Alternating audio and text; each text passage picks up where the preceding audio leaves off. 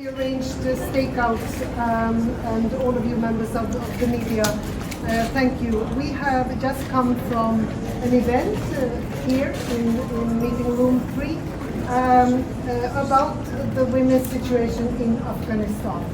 And you can see what an impressive group of women that we had on the podium, together also with ministers of foreign affairs from the co-conveners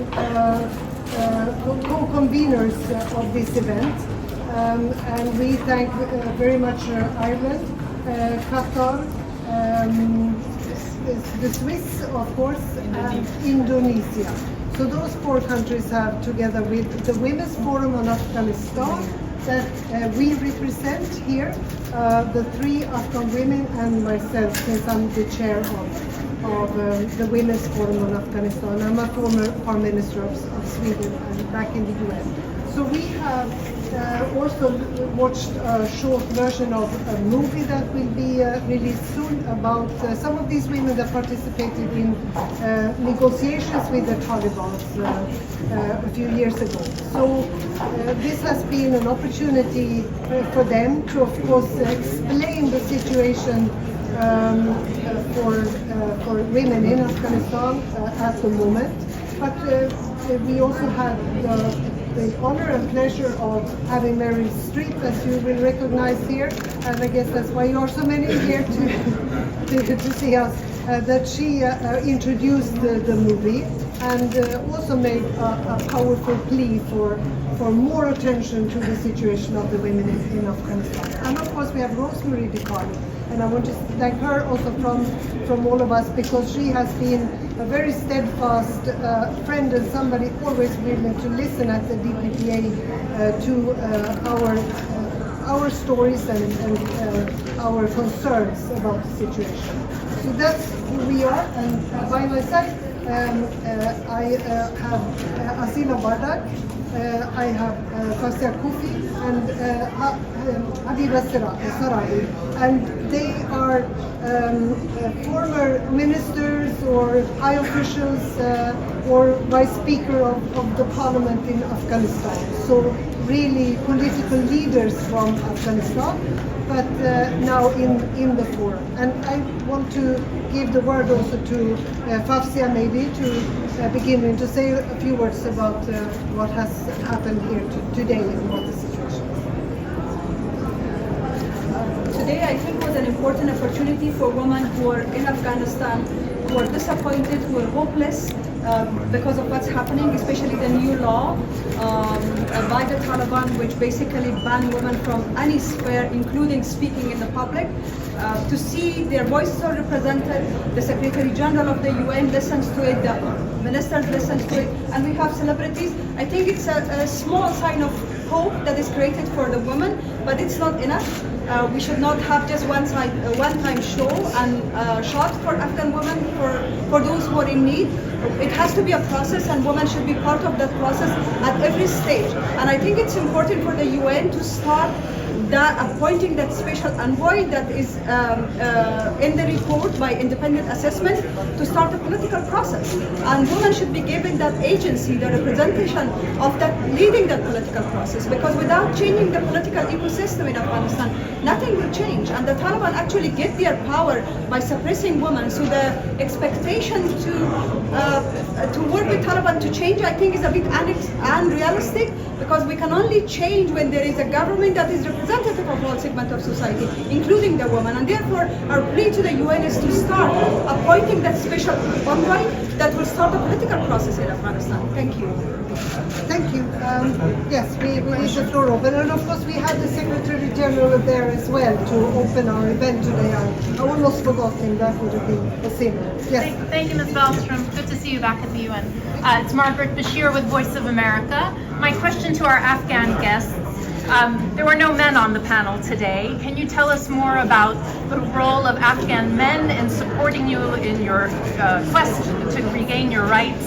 And what do you make of the report in the Washington Post yesterday about how the Taliban are now cracking down on men, not being allowed to wear blue jeans, must grow their beards a certain length, scolding people who are not attending the mosque? What do you make of the new move? Thank you. Well, it's a government of Taliban, by Taliban, for Taliban in Afghanistan. Nobody else is part of that. So it's not only women who are affected, it's the men who are affected. We are a bit disappointed for the fact that men do not stand to the extent that they should in our support. But it's a very difficult situation, and you know, there are unrest, extrajudicial killing, arbitrary detention of people, people are enforced disappear. So we understand the situation, but I think those fathers, those brothers, and those husbands who were coming to us as their representative in the last 20 years, we want to see them now in solidarity, in action. We want them to help us reclaim our country. Can I say something else about that?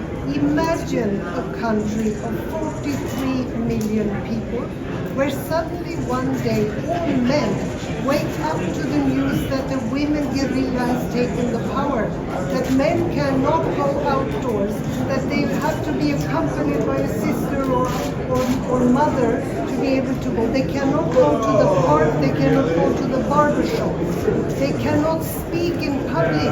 Imagine if that would happen to men in any country in the world would be in flames. And this is what happens to women in Afghanistan. They cannot go to school, they cannot go to work. And we need to mobilize also men, of course, in support of enjoying basic human rights in any country. Sorry, I just had to say that. Who is next?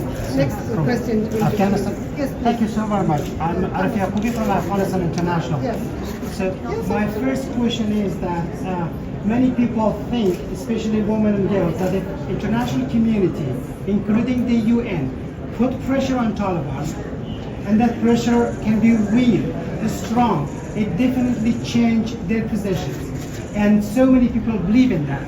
But also they believe that international community does not push the real pressure on the Taliban. Who in the international community doesn't want Afghan women to be educated, to be powerful, and to be decision makers? You are the right person, international guest, to point that to our people in Afghanistan, and also from our Afghan guest, my Afghan fellow. I'm asking that how hopeful you are that international community here are listening to your points, to your concerns, and to your demands. Thank you. Thank you so much. We are here to once again remind the international community and then to the global leaders that this fight is not only Afghan women's fight. This should be a global fight against terrorism, against extremism. Because nowadays, you know, in Afghanistan, the level of extremism that's growing up, it's not only it will not remain only for Afghanistan, but soon it will go to the neighboring countries and also to the world. So this is a joint effort and joint responsibility, and it should be a joint fight. In response to your question, Mr. Yakubi from International, I think UN is doing a great job. UN is active in Afghanistan, but that's not enough, because there is no pressure on Taliban. There is no enough pressure, as I said during my statement. There is no pressure, not only by UN, but by other member states also, because they do have still their leverages, but they are not using. I really don't know till when they should be silent, because we are suffering a lot. 3 years is, imagine someone is sitting 3 years home without going to school, without doing a job or anything. So I once again call on international community, especially UN, to use their leverages and to talk with Taliban and to pressurize more on them to avoid these, at least these, this especially the morality law and all these things that coming against women and girls of Afghanistan.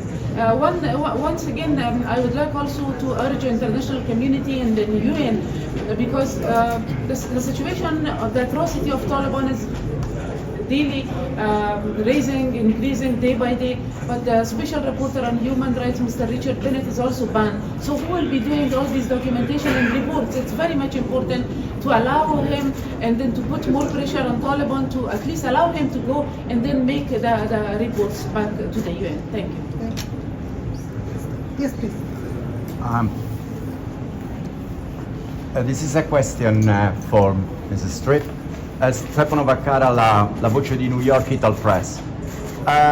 Madam, if you had the ear of one of the candidates to the presidency of the United States, especially Vice President Harris, and she will ask you an advice about what's happening in Afghanistan and what she should do if she becomes president, what you will tell her? I would ask her to consult with these people who know more about that subject than I do. I'm here waving a flag, the flag of celebrity, and I want to thank every single one of you for coming and taking pictures and listening to this group of extraordinary people who've been working on this for more than 20 years, all their lives. Yeah, that's what I would say.